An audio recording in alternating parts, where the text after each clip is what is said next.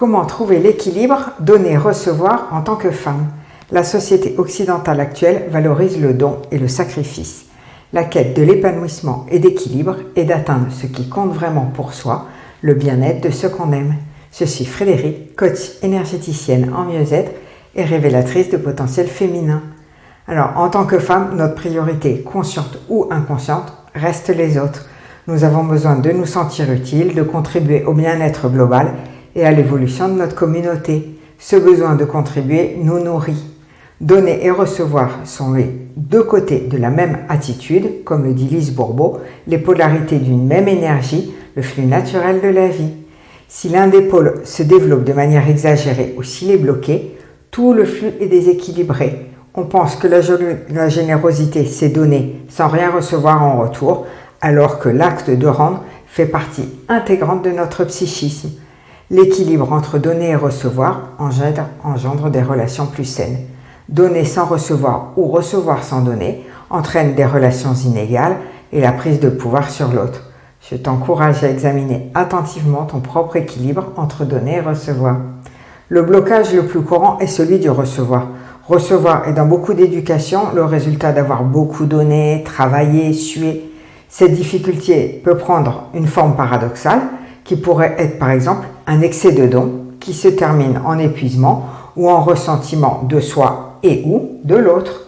De nombreuses raisons en sont à l'origine, comme nos conditionnements culturels, donner est plus valorisé que recevoir, ou nos croyances affectives, plus on donne, plus on est aimé.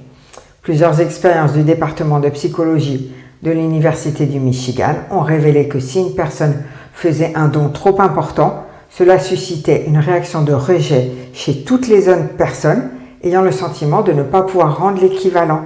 En effet, si on prive une personne de sa capacité de réciprocité, cela réveillera en elle un sentiment de frustration, voire de honte. Donc, pour établir le cycle donner-recevoir, il est important de développer un sentiment de gratitude pour tout ce qu'on reçoit au quotidien. Donc, savoir donner et recevoir, c'est un équilibre subtil, un cycle sans fin. Il n'est pas utile de chercher des études qui prouvent que les personnes qui donnent aux autres sont plus heureuses. Pensons par exemple aux personnes qui travaillent pour une ONG ou qui réalisent un travail bénévole pour les animaux. Ces personnes se sentent bien parce que leur vie a un sens.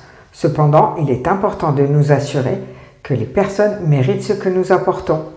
Et aussi de bien comprendre que le geste donner-recevoir n'entre pas dans la possession, mais dans le flux normal de la vie. Toute chose que l'on reçoit est retransmise sous une autre forme et nous faisons partie de ce mouvement. Le donner-recevoir se considère au sens large.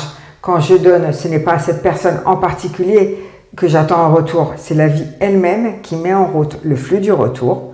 Quand on donne, c'est le mouvement du don qui est le plus important, pas l'objet ou le service. Quand on donne, on se sent exister et accepter de recevoir, c'est aussi donner l'opportunité à l'autre d'exprimer sa propre valeur. C'est justement ça le cadeau. L'équilibre donner-recevoir est une des notions les plus importantes aussi pour faire fonctionner le cycle de l'abondance. Donc tu l'as bien compris, le fait de donner-recevoir n'est pas anodin. Nos échanges révèlent qui nous sommes, notre rapport aux autres et à nous-mêmes. Ils dessinent les bases d'une relation.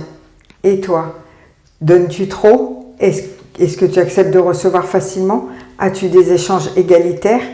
Je me ferai un grand plaisir de lire tes réponses dans les commentaires et je t'invite à t'abonner à ma chaîne YouTube Être moi-même.